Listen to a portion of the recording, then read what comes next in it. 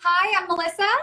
I am Chelsea, and we are two basic bakers letting loose and keeping it real. Welcome to our page where we are going to talk about social media questions today, specifically Instagram. Look at that. And we're on Instagram right now. I know. Actively in the source. We are. And you guys, if you're just joining us through our live, please make sure to head on over to our Instagram page and subscribe, as well as YouTube. Hit the button, subscribe, and turn the bell on for notifications. That way you can be notified anytime we post a new video, and you can enjoy the binge-worthy series that is the Cookie Chat. That's right. And this episode will be going up later today. So, yeah. Perfect. Well, All right. We have so many questions from you guys this week, and we want to make sure that we get right into it and give the most time dedicated. So, Melissa, do you want to take the first one? We kind of had a lot of commonalities between our questions this week that we saw. Yeah. What is the number one for sure? Well, it's Reels. Well, yeah. Everybody wants help on Reels, and because there are so many questions and so much interest in that, and you guys know Chelsea and I love our Reels. Yes. We are definitely going to be doing deeper dives into Reels, so we are not leaving you hanging on those. We just want to make sure that we tackle some of like the more basic elements for you guys first. So we will absolutely be deep diving into Reels in multiple ways, multiple formats. So we are not leaving that, and we're happy to answer a couple of like high level questions on that later. But I think the number one is kind of like, what do I post? Yes. Everybody asks that. Yeah. So Chelsea, why don't you kind of like kick us off? Like what, I guess, one, when you were starting, what were you posting, and has that adapted at all? And if so, why and how? So this is a great question, really, for our beginner bakers, our starter bakers, people who are maybe taking this from hobby, or just like, I'm not getting an influx of orders enough to be photographing 17 sets a week. In the very beginning, I made sure to post a lot of behind the scenes, or taking advantage of that post, which Melissa is really good at, and she still does to this day, is shooting that post from multiple different flat lays or visual effects. So maybe one or two cookies together versus the entire set, a little bit of behind the scenes, like from this shape to this is the final outcome. If you aren't photographing sets, like I said, regularly, the behind the scenes content, mixing. What does your office space look like? What are your cutters? All of that type of stuff, just to kind of show there's just more to it than sitting at the desk and decorating the cookies. We have the beautiful aesthetic of the cookies in the oven, could be a great image, or a nice fluffy bowl of fresh frosting. Melissa, what do you think? Totally. I would say don't discount too sharing pictures of yourself and introducing yourself. Some of my most engaged posts are when I post pictures of myself and I do a funny like 5 things about myself that are, you know, just kind of like goofy, random things. And I feel like those really generate a lot of engagement. And I would say on top of, I guess since we're kind of here, I know we'll go into a little bit, I guess we can tackle it here. I would say not just with your posts do those sorts of things, but also with your stories. I think a lot of times people are, and I don't think that you necessarily have to show your face. I personally think that if you are comfortable with it, the more that you can, the better it is. I mean, I think in a lot of ways we are our brands, and our faces and our personalities are our brands. I think it depends though on who you're really marketing towards. If you're looking for purely just cookie customers, then no, you don't always need to be showing your face in there. But if you are wanting to engage more with other cookiers and bakers, then I think that's really important, because here's the deal. Do you immediately remember, for instance, like who does watercoloring or who does like a relief cream and promotes that? You probably know it's me because you see my face and my voice talking about it all the time. Do you know immediately who's going to give you motivational Mondays and quotes, and who's going to be showing airbrushing and packaging? It's going to be Chelsea, because she's showing her face and talking about it, versus just purely like showing a picture of it. The pictures and things like that, we tend to kind of like forget about it. But if you're seeing a face and you're hearing it over and over, it's the law of repetitive nature in marketing. You're going to remember who to go back to for that. So that's what I would say too. And then my other thing, Chelsea, like was correct about this. She handles huge quantities. So she does not post all of her cookie sets. No. For me, I'm a part-time baker, and right now it's more so like content and holidays. So I will really break it up. And I know it's hard because we get really excited because we love all the sets that we do and we just want to post it all right away. I hoard my content. So leading up to a holiday, I knew that I was going to be transitioning and I wasn't going to be doing new sets right away. You guys, I've got like 4 sets just like sitting on my photos that I'm slowly going to be rolling out. So just be thinking about that too, of just like Chelsea said, kind of breaking it up into smaller bits and not showing the whole shebang all at once would be my advice. Yeah, certainly. And the photos I'm posting right now are photos that I've had since September. Mm-hmm. So I'm like, need to get some of that content up. But going back to what Melissa said about your face, many times when I have like a really great conversation in DMs with somebody, I go over to their feed and I scroll. I'm like, what does this person look like that I'm talking to? Because visually I want to connect and say, oh, I love this. Oh, I know who that person is. Yes. CookieCon, all of that good stuff. I mean, I will take it from my Arizona meetup, just having those. I'm like, I'm so sorry I don't know your face, but I know your brand. So when they would say, hi, I'm Melissa, Miss VP, I'm like, oh my gosh, yes, I know who you are. Yes, so totally. Putting that connection. Mm-hmm. Carrying on with it, what to post and when to post was definitely a big question, and they're great questions to tackle because it's something that it's never explained. We just kind of are given this app and I don't know what to do with it. So when do you recommend posting? The first thing I would say is, guys, don't stress about it too much. I have really found that like a consistency thing is kind of key for me. So a lot of times if I will post if it is a picture or if it's like a cookie visual related thing. I post pretty much like first thing in the morning, 7 a.m. my time. I post it. I feel like that's kind of when people are kind of like picking up their phones and like dabbling around in the morning or taking the kids to school. And that's when my pictures tend to perform the best. Reels, on the other hand, tend to do better later in the day. I don't know why that is, but that's how it tends to work best for me. I would also, I would definitely play around with what is working for you. And some days it just flops. I mean, some days, and it can be really frustrating when it's a set that you're like so excited about or a reel that you worked really hard on. And those can be really frustrating. But I would also say you don't have to post every day. I know it feels like pressure to be doing that. But when I first started, I wasn't doing like reels or anything like that. I posted 3 times a week, and I would do 2 close-ups of like certain cookies or certain like view on the set, and then the full set. So I would say like if you can get to that, that was kind of a great medium for me. What about you, Chelsea? I will say reels are a whole hit or miss. And you guys, we know these questions are going to come rolling in. So we're going to try and get to a few, like Melissa said, high level if we can. I will agree. Reels tend to be later on in the day, more 1 p.m. on. And if you take some time to explore, there's some great YouTube videos on this. You just type in like social media marketing or Instagram time posts. You can also see in your insights, if you're a business page or a creator page, it will tell you kind of when your peak followers are on. My posts tend to do better if I post at like 10 or 11 a.m. my time. That's when a lot of people. But if you want to think about it, think about when you use your phone. Use it right when you wake up and you're just kind of like, I'm waking up, drinking coffee, whatever.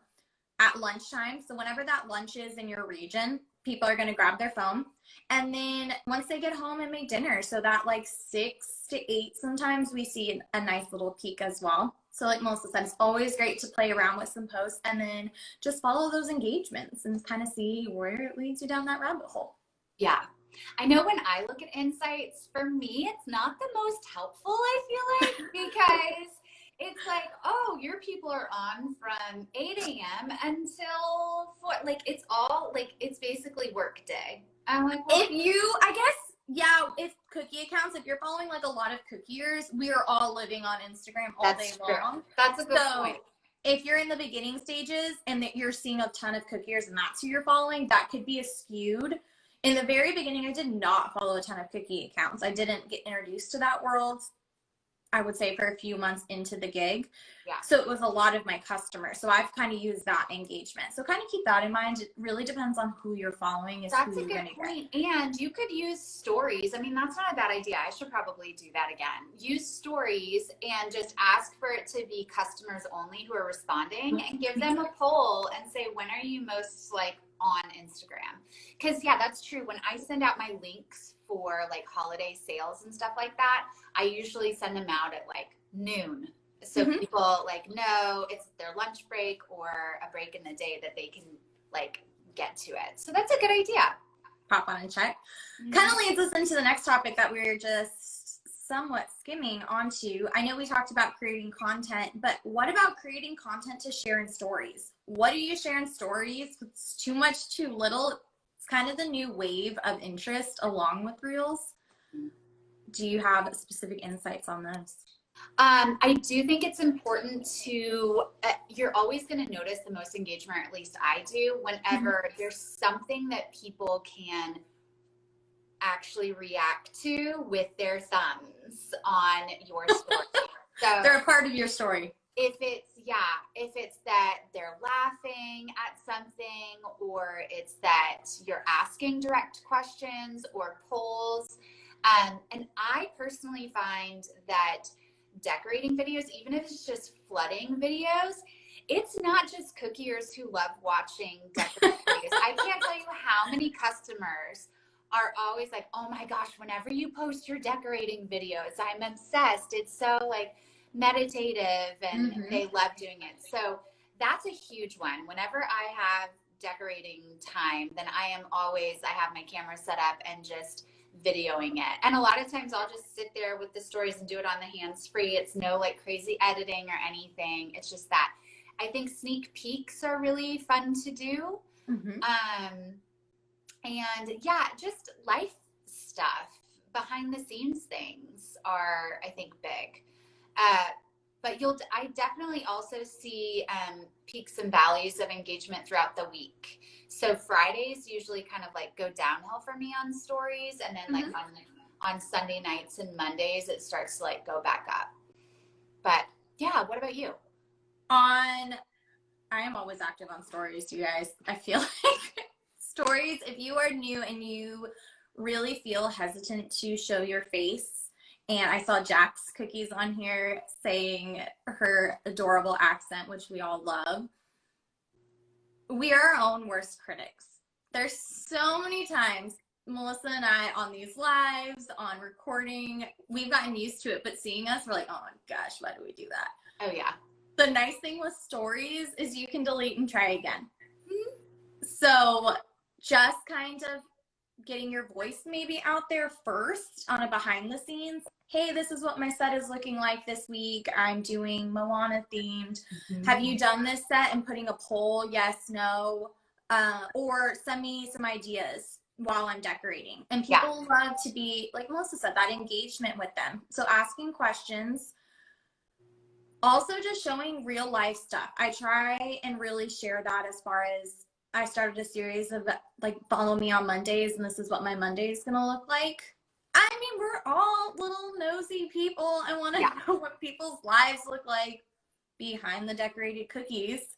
Yeah. So many cookiers that I follow have said that their most engaged stories tend to be when they are showing how they're picking out their sets, or design inspirations on cutters, or what they're cooking for dinner on a busy week.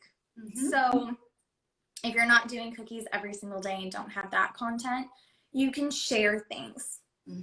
Always make sure that you share your picture you posted to your feed onto your stories, yes, your reels, or share other creators and say, hey, I'm going to highlight, I'm doing a Moana set this week, and I loved all of these people who did Moana balloon arches and different sets. I'm pulling inspiration from these colors. It'll be a fun thing, a way to grow your page and to get your name out there as a digital creator here on Instagram.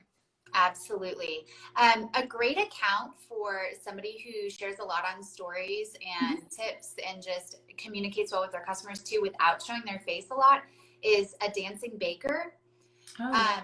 She admittedly is just not super comfortable being in front of the camera, but she still shows a lot of like her cookie room and her process, and she does a wonderful job showing that and like the day in the life. And even her girls are very active in dance, and just you really get to see kind of behind the scenes of being a mom and a full-time cookier, but not necessarily seeing her face, but you still get her personality too. So she's a great one to follow for that sort of example if you're not comfortable. If you want to show your face, I suggest that you follow us. Because you get tired of these faces. We do it a lot. Yes. Oh my goodness. Yes. And showing those, I think those personal moments or kind of behind the scenes, I choose not to share my children on social. So that aspect of my life does remain a little bit private.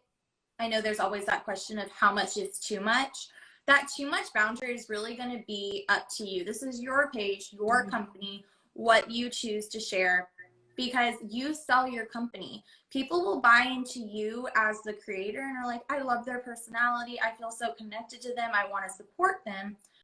Versus sometimes maybe just a picture on the feed. Yeah. So it's definitely one of those, play around with it and find your comfort zone.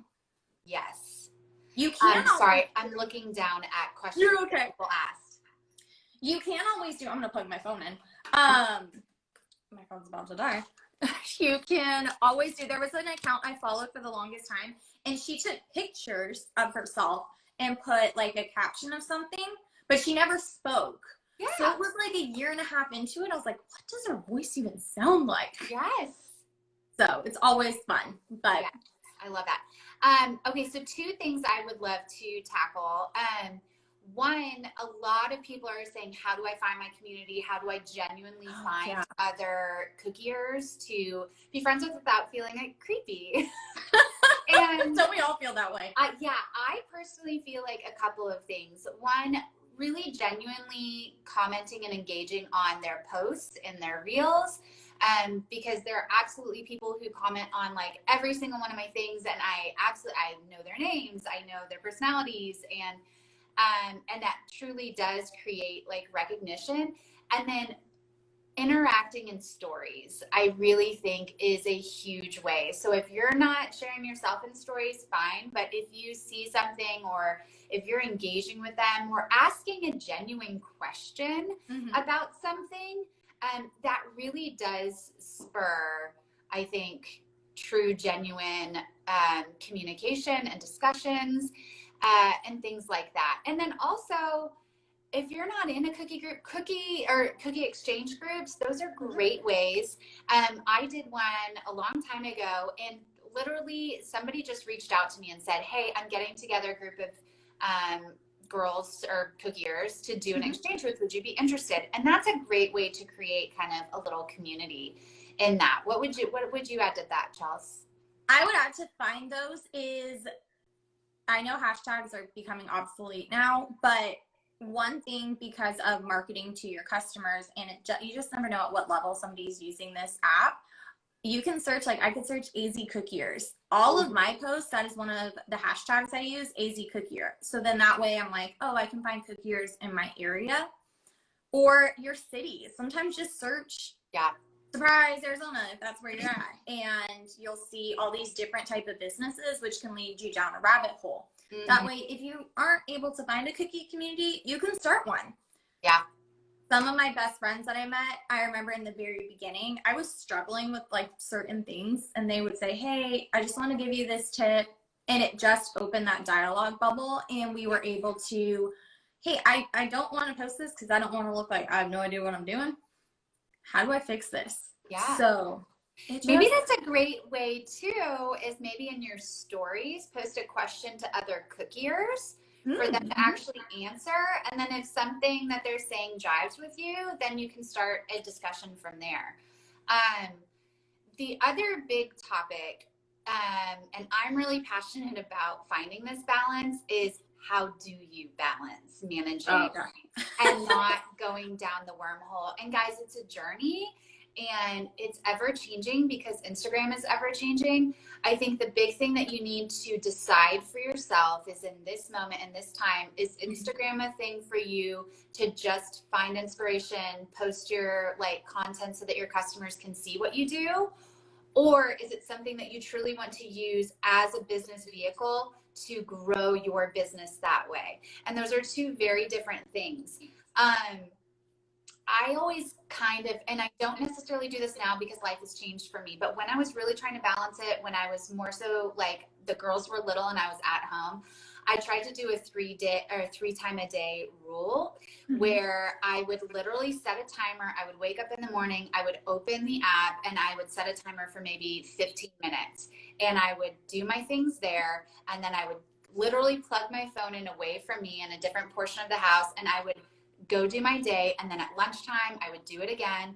And then like one more time in the evening and do it again. And for me, I had to be regimented. Otherwise, it's true. You just like automatically open it. And now for me, it's a little bit more fluid, but I'm running like 3 businesses through this thing now. So it's different. And I would also say outside of that 3 time a day is really, if you are using it as a business tool, here's what I would say. When you open it, respond to your DMs, respond to your comments, use that time to post something new. I would comment on at least like 3 or 4 things that you're seeing in your feed, comment on a couple of stories, respond to somebody in stories, and then use that time to maybe like research some real audio or research a new account and really get engaged with that account. But those are kind of like the main factors that I kind of like zero in on if I'm using that time to use it as business. If it's just like, oh, I need to find some inspiration, then that's different. What about you, Chelsea? I know you're more like fluid throughout the day. I mean, we both kind of are now, but. Yeah, my phone is always with me because I need it for my projector. I need it for looking at my order details. I don't print out order forms. I screenshot everything. So my phone is like glued to my hand 90% of the time. So for me, what ended up working best is I turned off notifications, like the pop-down notifications.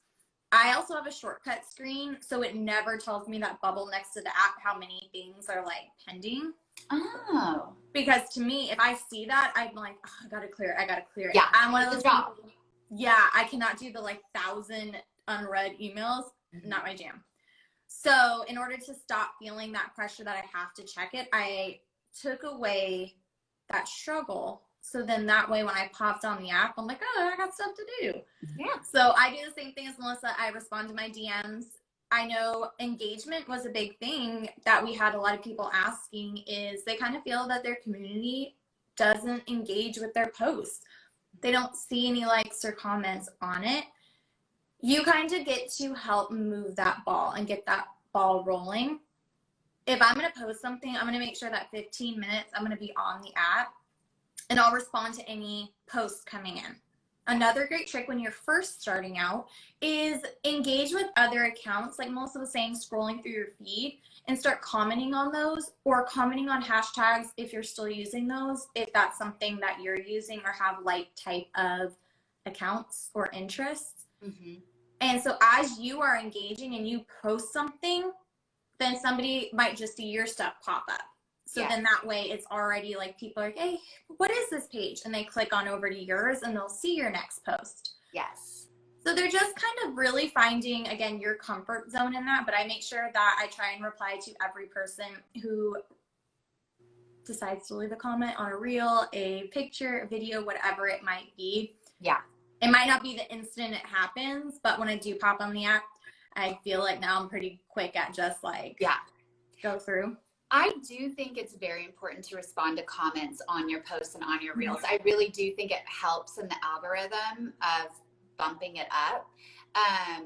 And the other things, another thing to use those little pieces of time that you're on the app, put all of your drafted posts in there. And what do you know? We have a basic baker tip of the week this week is how to do a draft post. Yes. That might be a little bit, I already knew that to some of you guys, but a lot of people don't know the features on this app. Yeah. I have one saved that I can go ahead and share to stories, is how to save a DM response.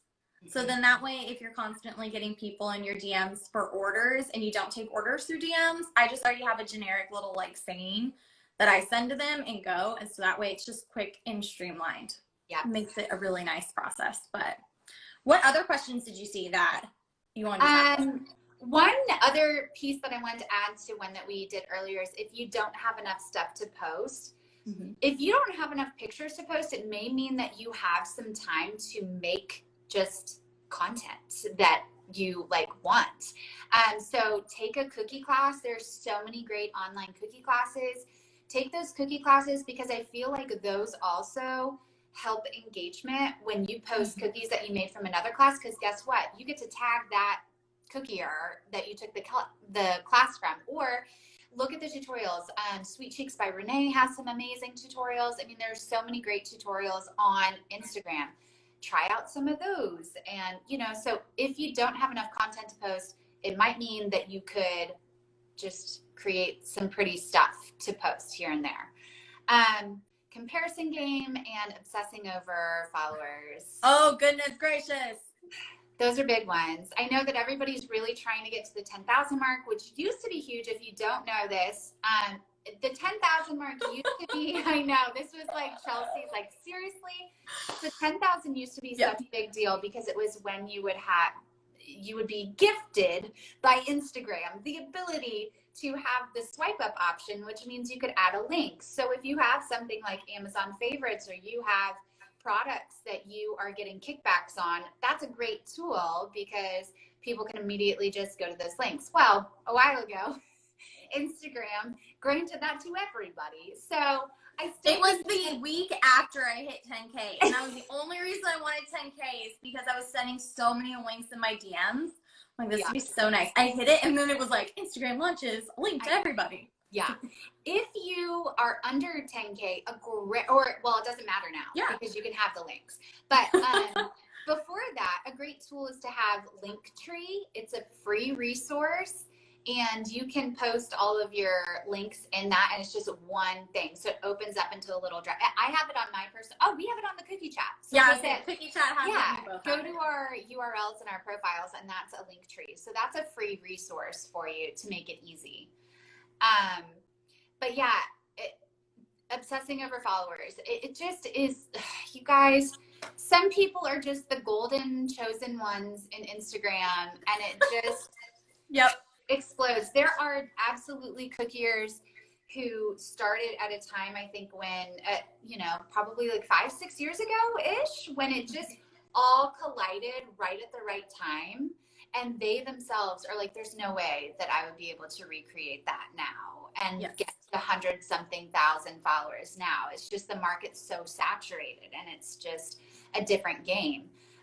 So it's just truly remember to focus on, are you still making money? Are you still getting customers? That's what I always clung to whenever I was in those moments of like, why?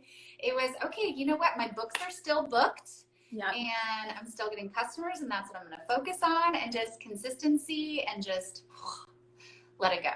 Followers don't equal success in this industry because, like Melissa said, so many of these huge 100,000 cookiers, they don't do custom orders. They don't do holidays. They are content or just hobby here and there, just something to post on Instagram. And so that doesn't always necessarily mean you are falling behind. No. So it's always a hard thing. Something else I kind of wanted to like lift the veil of Instagram on, and I talked about it in stories, I believe last week or 2 weeks ago now, time just goes in 2022, is batch content.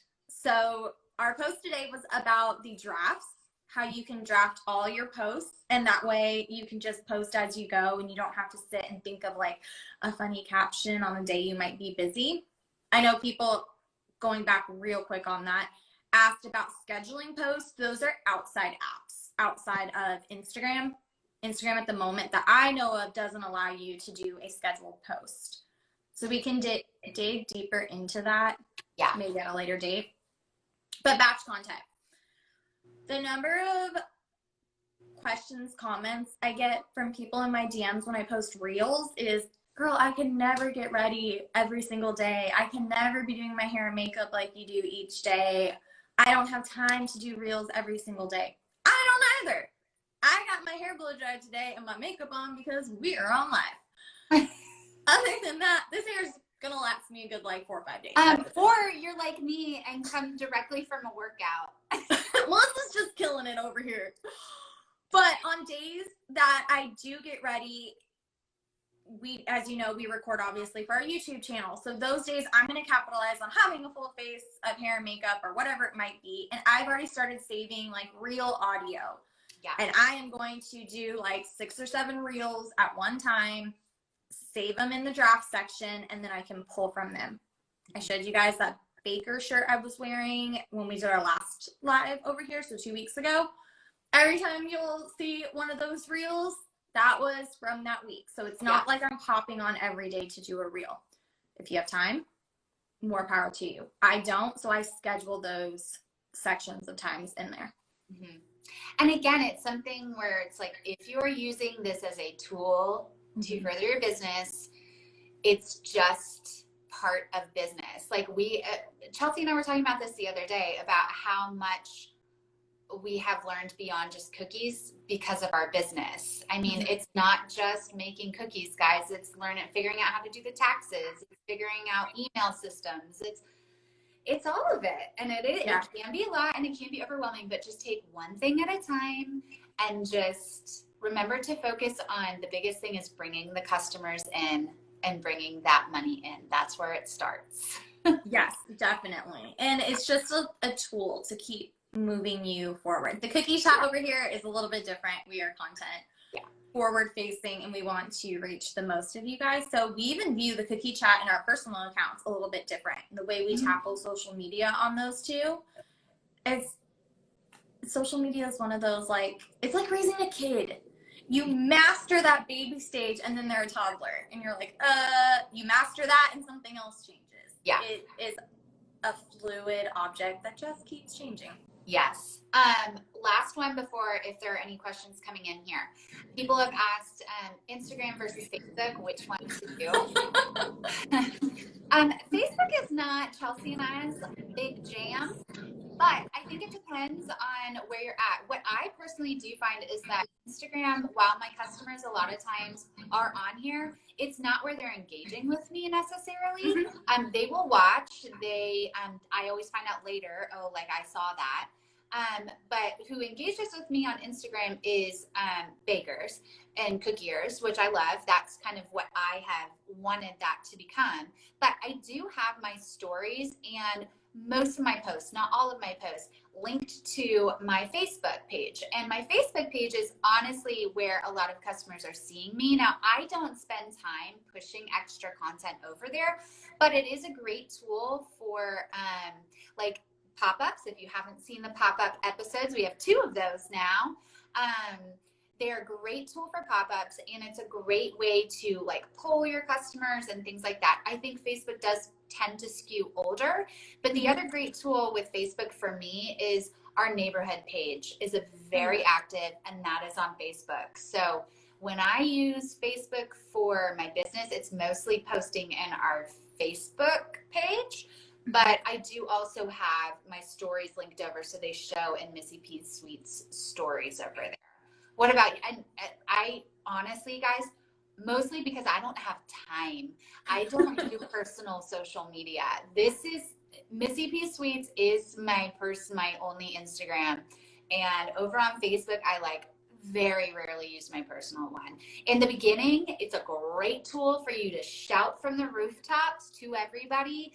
about your brand and cookies and getting it out there. I did that. I used to do once a month. I would do like a post of here's what Missy P Sweets did this month. But I just purely don't have time anymore for it. What about you, Chelsea? Facebook is where I kind of started. That's where, before I mastered my website and the custom order form, I took orders through the business DMs of Facebook. If you don't know and you create a business page, there's a whole separate business app you can download. So it kind of keeps it in a little bit more order. Yeah. So I started on Facebook as well as Instagram. I had both going, but at the time of starting, Instagram was more heavily focused. I established a customer base there, and then Instagram started growing. So I agree with Melissa that Instagram is more skewed on bakers, but a lot of my customers, it still does come from Facebook, and I make sure that things carry over just like she does. I will preface it by saying your stories, if you add music, Facebook hasn't recognized all of music library. So if you want a post to transfer over to Facebook, a lot of the music doesn't. Currently at the moment, reels don't as well. So my reels that I post don't go on my feed, which is okay because they're not really geared towards my customers. They're geared towards bakers. But that is something to keep in mind if you're thinking those are putting over. Just always go ahead and double check. Yeah. All right. If you guys have any questions, go ahead and pop them below. We are keeping this one on topic. We're keeping it short and sweet for you guys. So if you have any questions pertaining to what we went over or high level real questions that maybe we can help you with, please put them down below and we will be happy to answer. Unfortunately, my comments do not let me scroll back. Oh no. Okay. I can. So we had Jax just let us know that all the orders come from Facebook, but I did get a website and I haven't gotten it finished. Old age got me struggling. Girl, it's not the age. Age ain't nothing but a number. Utilize YouTube, guys. I can tell you, I have figured out taxes. Now, use reliable sources. Yeah. But every web platform, if it's Wix, WordPress, I mean, all of them, they have YouTube tutorials on how to do almost anything. And those are huge resources that I utilize all the time. Yeah. Can you see the comments or do you want me to read them? You're going to have to read them. I can't. Okay. Sam's Cookie Company. Do you feel that there is a best time to post your reels? I think we covered that. Yeah. Yes. Yep. For me, I find that in the afternoon or evening tends to do better. And the interesting thing with reels is they pick up momentum. Unlike your posts usually you will see the full engagement generally within a 24-hour period, which I think is why it's important to respond to people's comments within 24 to 48 hours on posts. Reels, those things just keep living. Yeah. I have so many comments on that. I will be like, that one did not do very well. And then 2-3 weeks later, I'll be notification blowing up. I'm like, that feels like 3 weeks old. Yeah. It's like the audio gets re-picked up or something and it just, no one's mastered reels at this point. I know. I don't think Instagram doesn't know what to do. Yes, and then just a few things real quick. So we don't have some questions coming in. On Instagram, they are talking about launching 3 different type of feed options that you're going to be able to choose from. They're not sure if it's going to roll out all at once. Usually when Instagram does do an update, it rolls out in segments. So sometimes people have a music option and some didn't at one point. But you will be able to, per Instagram, go back to the chronological feed. You can go back to friends. So anybody that you're following personally, you're just going to see theirs in a certain order. Or if you want it to be how Instagram does it right now, you'll see suggested posts since you follow the cookie chat, you are seeing this post by Missy P Sweets. That's kind of pushing or opening your engagement to other creators that might not be on your radar. So you're going to be able to choose which one that you would like to do. And when that rolls out, who knows on any of this information we're giving you. I know. But, all right. Well, it doesn't look like we have any specific questions coming in on this.